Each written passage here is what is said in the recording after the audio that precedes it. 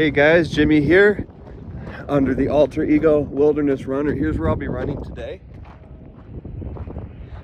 And this is in Nevada. So first, let me take a second to say thank you for joining the channel, whether you've been here many times already or whether it's your first time. This is a channel where every day I try to go for a run as much in the wilderness as possible, but there's a lot of different variants with a T at the end. In that theme, really my underlying goal is to go for a run every day.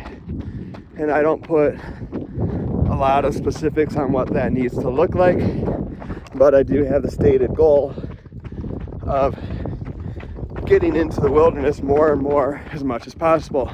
That happens to align quite well with the work I do as a partially self-employed individual who does specialty deliveries all around the US and even through Canada. So again, thank you for joining the channel. Wanted to introduce it and myself just a little bit, what I'm all about. It's about exploring new places, having adventures, and ultimately, hopefully, getting a little bit better at running too at the same time. So out here in Nevada today, Nevada is one of the most interesting of the 50 United States to me. And here's why. Now, there's a few different states that are really wide open, have a lot of vacant, kind of barren landscapes. You know, Wyoming has a lot of that. There are parts of California and other western states that have it. Of course, the plains states, which tend not to have quite as much dramatic scenery, but they have a lot of that open, vacant, forlorn, obscure type of landscapes. Nevada is unique to me because of the juxtaposition between that and the prospect of riches and the glamour and some of the kind of corroding and rusting and faded glamour also. Because even if you go to Las Vegas and you really kind of pay attention while you're there and you're not just caught up in, you know, a vacation mindset or your own like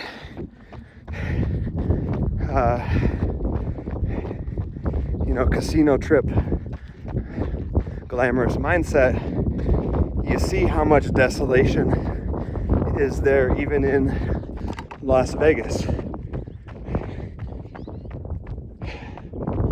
And actually, by comparison, this very desolate on the surface landscape kind of has in my mind a more beautiful undertone. This is really a beautiful place. It's very lonely, very forlorn, very beautiful. There's a lot of life here. Look at these birds flying around.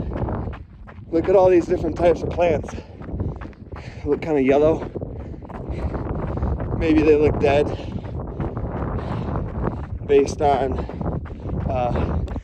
Midwesterners' perspective of what a dead plant looks like, kind of yellow and dry.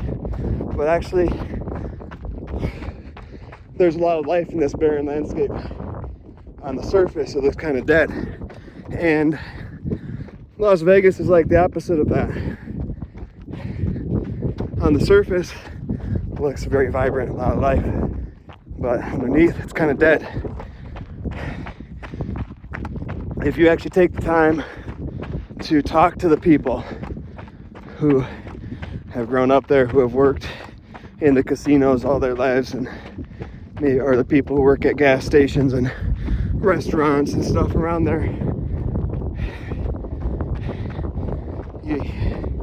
You get a very different picture of Las Vegas than the one you get in your 48 hours where you stay in a nice hotel.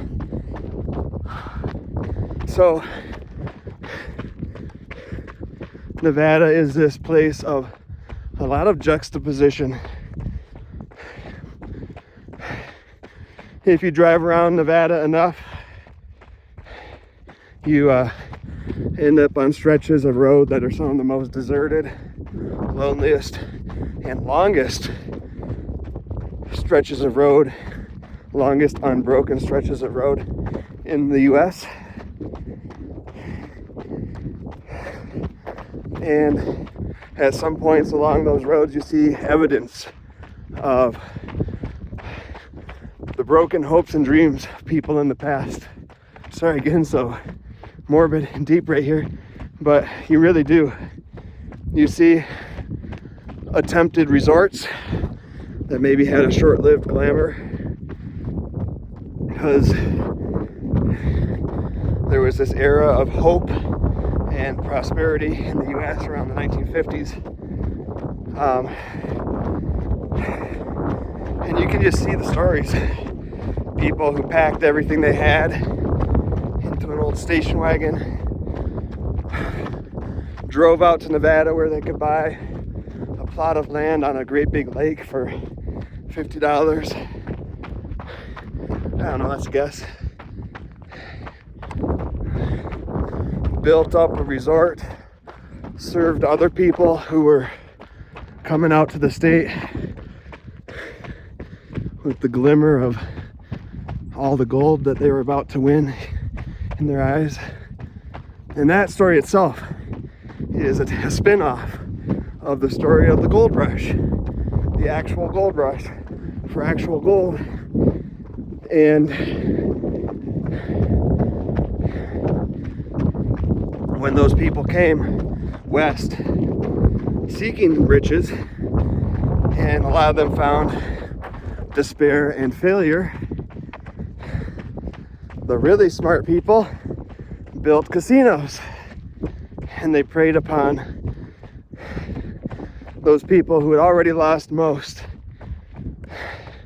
and they didn't think they're going to make it gold mining, but maybe, just maybe, they could win it all back in a casino. And so you had a lot of people out here in a really desolate landscape without a lot of hope. And they were ready to throw away what little they had left.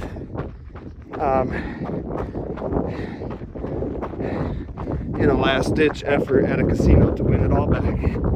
So,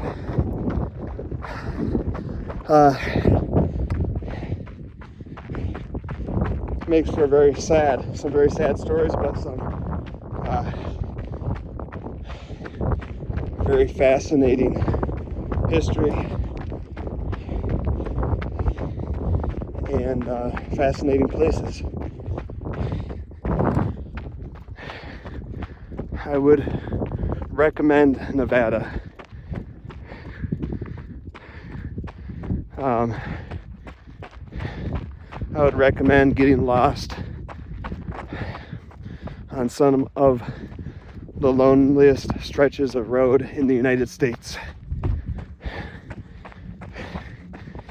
And I'd recommend really watching for the many heartbreaking but fascinating stories of the past. It's a place that holds a lot of history, and part of that is because of the dry desert environment. There are buildings that were built long ago here and abandoned as the rush of optimism dried up. You know, not just people coming out to seek a fortune or coming out to play the casinos, but just people who were moved by the westward spirit of America, Route 66, which I'm not sure does cut through Nevada, but this is in that general direction from Chicago, along the general route between Chicago and Los Angeles.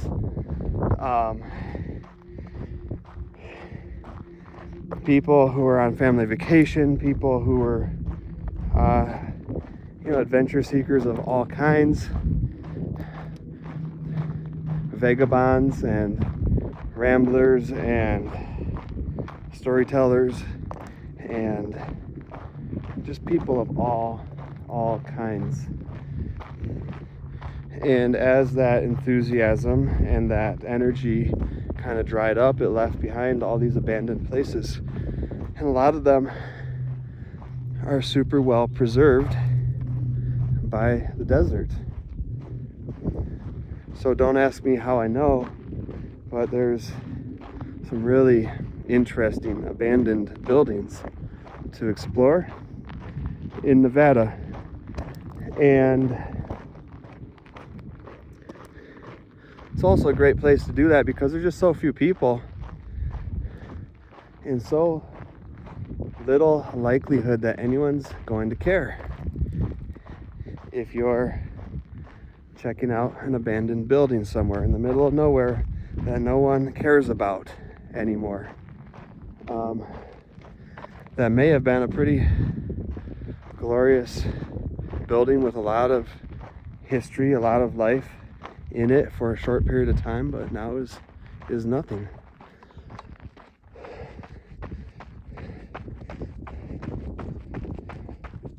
Buildings weren't the only things well preserved. Now this looks like it is an active household, an active place, at least on this side, so I'm not going to invade their property. But we can check out this really cool Dodge truck kind of from the road here, I think. An old, what is it, a refrigerator?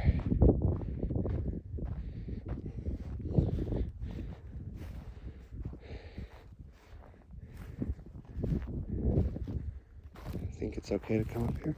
US & Co. Swiss Vale, made in USA. Swiss Vale, PA, Pennsylvania. So whatever this is, it's pretty cool. I think maybe a refrigerator. This is an old cattle drive. I'm not an expert on this, but I believe that's somewhere where they drive the cattle into or through there and then be able to kind of manage them once they got into that narrow space. Cane Springs. Super cool. Job rated deluxe H truck.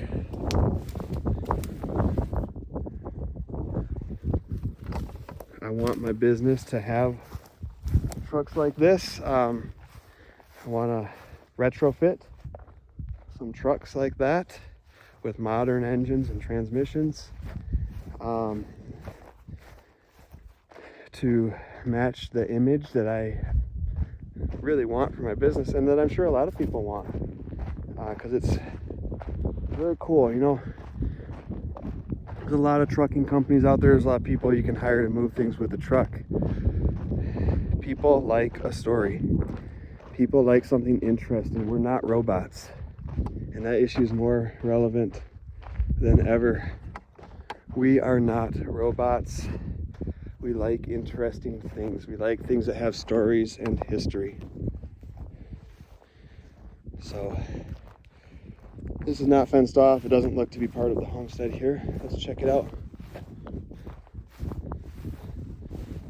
This channel is kind of a mix. I'm not gonna go poking around too much. This is part of the purpose of this channel. It's not just a running channel. It's about exploration.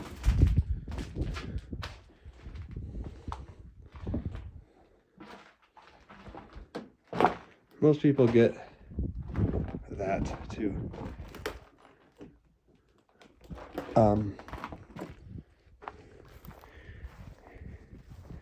You know, I think most people, even in the middle of nowhere,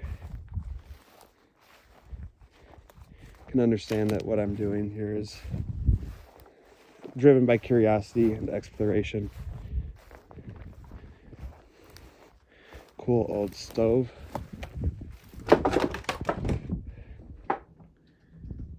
Probably about all that's salvageable here, as far as like actually being an antique of interest. Everything else is kind of ruined, but metal can be cleaned up. Well, that's exciting. So, before I push my luck here, I'm not gonna go poking around in every building.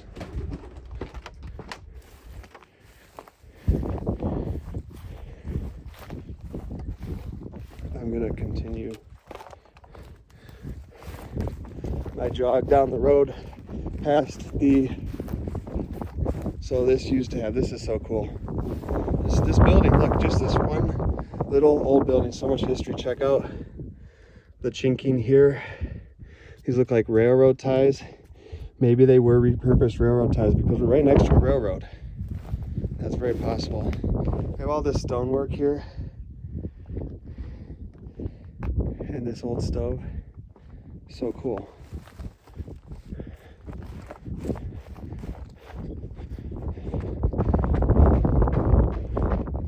Now there was a sign up there with the name of a town, and it pointed down this way. I don't remember the name of the town, but looks like we kind of just get come up on this railroad stuff, and I really don't have a lot of spare time today. We're at 17 minutes already, and I still gotta jog back. I'm on a somewhat tight schedule. I do have some wiggle room built in, but I'm on a somewhat tight schedule to get to California and do 2 drop-offs. If I didn't mention it already in this video, you can check out my channel where I do shipping as a self-employed individual. That means if things go wrong, it's all my fault. If things go right, then I'm looking for the joke in this. Things do go right sometimes. And in fact, more and more, I'm proud to say that I make sure things go right for my customers. And manage to keep all of the drama that goes into starting your own business on a limited budget. Managed to keep that separate and keep the most recent shipments very unaffected by that as far as the actual process of doing the shipments. And I've done a couple of my best shipments ever recently, the most notable by far being the custom built one-of-a-kind airplane that I just delivered from the Kenai Peninsula, Alaska to Minnesota to a customer who was thrilled, really thrilled by the service that I provided, and somewhat rightfully said no one else would have or could have done this. And the fact is, other people could have delivered the airplane. It wasn't that hard of a job. There was some complicated components, like going through customs, knowing what I needed to present there to make that as smooth as possible, which it was very smooth. Transporting through Canada, transporting over the really tough roads in northern Yukon and eastern Alaska, with winter weather still affecting the route, in some places. All those were challenges, which I handled very well, but which I know I'm not the only person in the world who could have handled. But for the price, I think I was the only person in the world who would get it done for him at the price that I quoted. Well, that's part of building a business. You need to build a reputation, and you need to, in my opinion, look at some of those initial ventures as being more about building your reputation and getting a job done really well and impressing your customer than it is about making a big profit margin on the first ones. And then you have to hope that through good planning, good negotiating, and maybe a lot of luck, the word gets out to the right people that you're the guy or the girl who can get stuff done within a specific realm, a specific type of job, and that you'll do it well, and then eventually you end up with the people who are hiring you based on the knowledge that you're going to do the job really well, and that you're one of just a few people who can do that job really well, and they're not hiring you based on your price. You don't need to convince them with the price anymore, but you might need to convince the first few people with your price. You show them that you can do a really good job, get their recommendation. That's my approach, but there's a lot of different ways to approach many things in life. So, it's quite possible that I could have charged more on that job, but I had a great customer who I loved working with. Got to go for a flight in one of his existing airplanes, and I did negotiate that as part of the deal. And that was super cool. I even got to learn the basics of flying. I wouldn't say I could get in an airplane, take it off, fly it, and land it. But I can take over the controls in the air and do quite well, do 360s and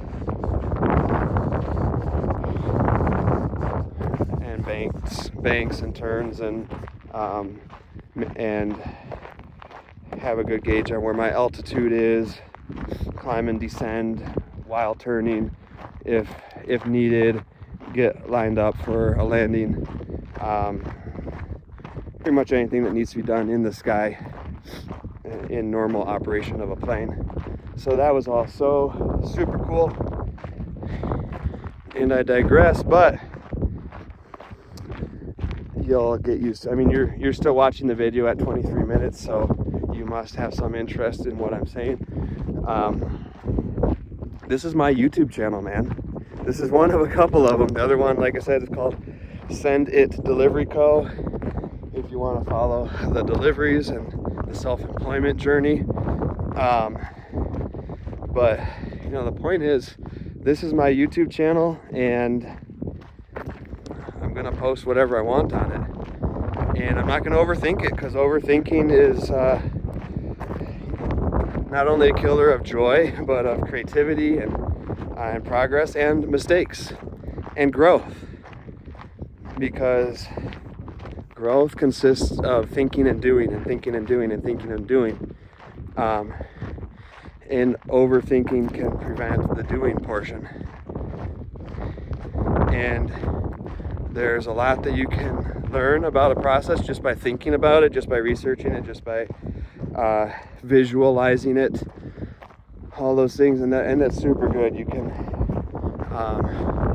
can bypass so many obstacles, so many potential hang-ups, just by having a good plan in your head before you even start, and sticking to it with only minimal alterations. But at the same time, sometimes there are things you only learn by doing, There are perspectives you gain only by doing. So this is one of my YouTube channels. I'm making videos because I can, because I'm an adult and I can do this if I want to. So you get what you get on this channel. There's a pretty high probability that you're going to get some running. There's a very high probability you're going to get some wilderness. And there's a chance you get me talking about my startup business doing custom and specialty deliveries anywhere in the world. You kind of maybe have gotten it from what I've said already, but I'm a yes person. I'm going to say yes to almost anything that is related to what I want to do.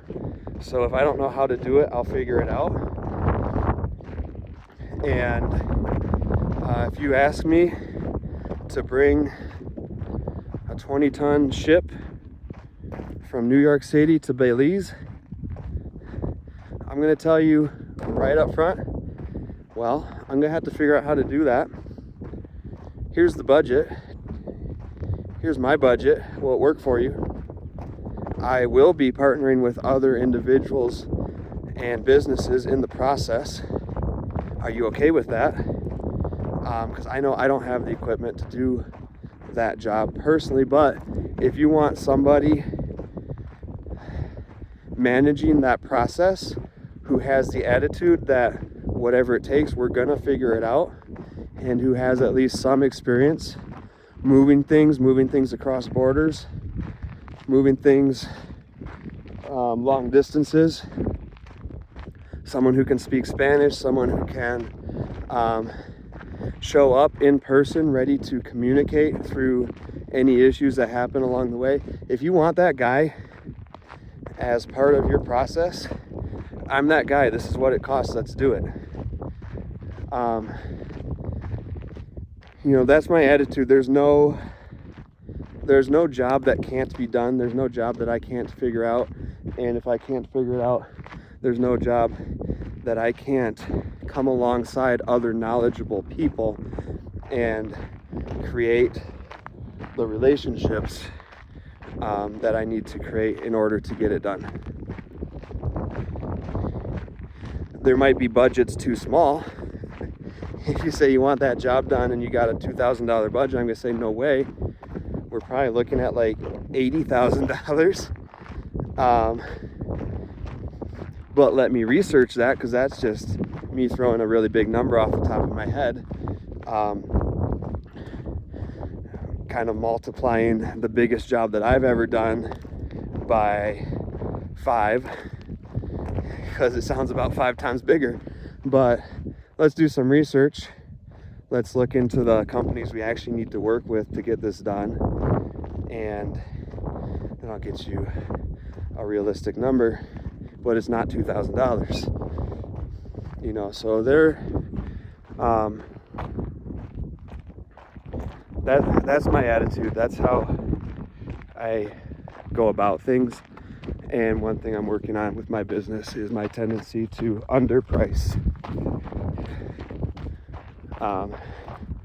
And this last customer with the airplane, he let me know that I owe you a few thousand more dollars. I'm like, no, you don't. No, you don't. It's been such a pleasure working with you. And it was such an experience and adventure. I really don't care about the price, not specifically.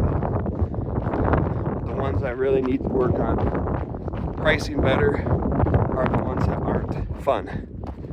You know, if you just, and those are the ones that people want a cheap price on too, right? Like, well, all you gotta do is throw it in your truck and drive it from here. It's like, okay, but you know, if that's gonna be the meat and potatoes of my business, I need to charge what meat and potatoes cost. You know, throw in the garnish for free. You can't throw in the meat and potatoes for free. That's the whole meal. So that's where I really need to work on just saying, hey, this is what it costs. I got truck expenses. I have business expenses. I have personal expenses that need to be covered by the business because after all, I am self-employed. So that's my income as well.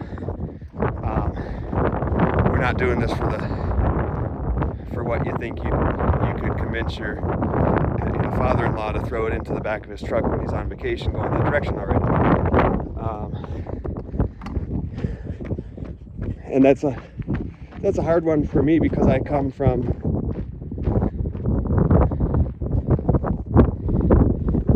a mindset where you don't splurge on unnecessary expenses, you know, and you find a way to get stuff done at the cheapest possible rate, and that's fine, right? That's totally cool.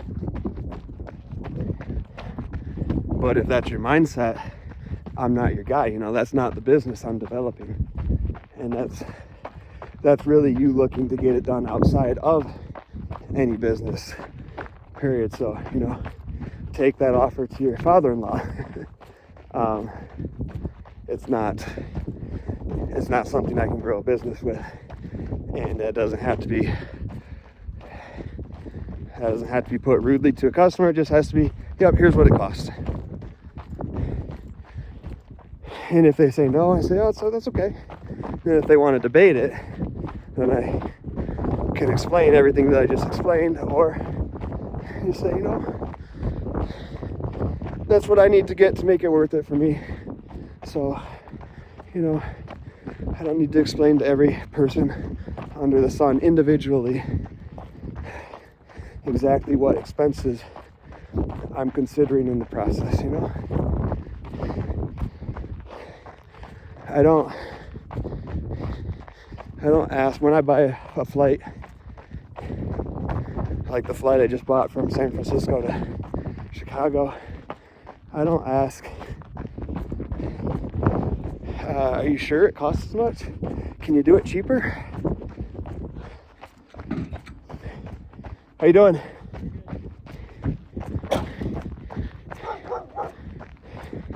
I don't say, you know, when you think about it, the airplane's kind of going that way anyways. What's it really cost you to let me tag along? Wouldn't you rather make 50 extra bucks than nothing at all? Come on. You know, we don't do that with big businesses. We just accept, you know, if the hamburger costs as much at McDonald's, that's what it costs. That's what I got to pay. I either buy it or I don't buy it. We don't go pretending we're an expert on the real cost of making a hamburger if you're not an expert on that. So, you know, I don't need to explain to everybody or engage in that type of discussion with everybody. But yeah, some of these videos is just me filling time, which, you know, maybe just the scenery is enough. Maybe you don't need that. But I like to think that if you're watching the videos, you must find it at least somewhat interesting. I have a hat. I need to remember to wear it.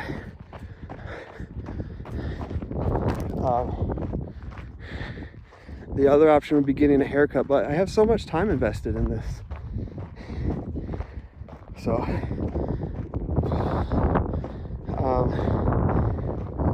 and, you know, of all the proposed ways of managing long hair on men, I find the hat to be the simplest, most effective, and really the only image that works for me.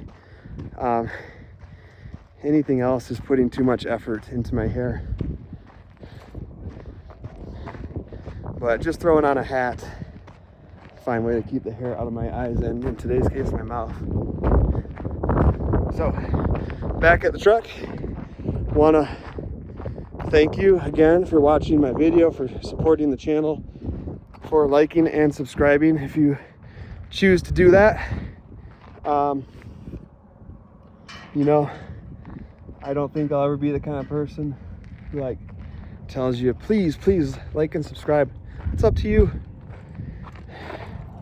But I will say that it's exciting to me when I see that somebody has. But I appreciate you just watching the video. When it really comes down to monetization, that's a big portion of what it takes. I'd say even more than the liking and subscribing. It's just view hours. I need a certain number of subscribers, but I'll get there. So thank you for your view. Appreciate you. And I want to sign off with a statement that is really important to me. Go do something today to pursue your goals and to move one step closer to your goals. It doesn't have to be big.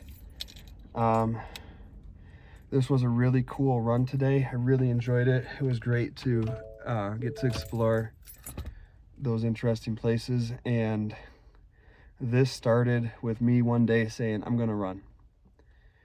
I have this channel called Wilderness Runner. I'm not in the wilderness, so it feels kind of silly to go for a run and post it to the channel, but I'm gonna do it.